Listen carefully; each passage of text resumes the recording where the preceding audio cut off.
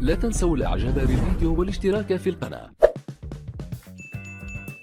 السلام عليكم. إليكم موعد وتوقيت مباراة الرجاء الرياضي المغربي ضد فريق مانيما أونيون الكونغولي في مرحلة المجموعات من دوري أبطال أفريقيا 2025 والقنوات الناقلة للمباراة. يحتل فريق الرجاء الرياضي المركز الثالث في المجموعة الثانية من دوري أبطال أفريقيا برصيد 5 نقاط، بينما يحتل فريق مانيما أونيون المركز الرابع برصيد 3 نقاط. ويستضيف نادي الرجاء الرياضي المغربي نادي مانيما أونيون الكونغولي في الجولة السادسة من دوري أبطال أفريقيا على ملعب العربي الزاولي بالدار البيضاء يوم الأحد 19 يناير 2025 في تمام الساعة 5 بتوقيت المغرب و7 بتوقيت السعودية إن شاء الله. ومن المرتقب نقل هذه المباراة على قناة الرياضية TNT.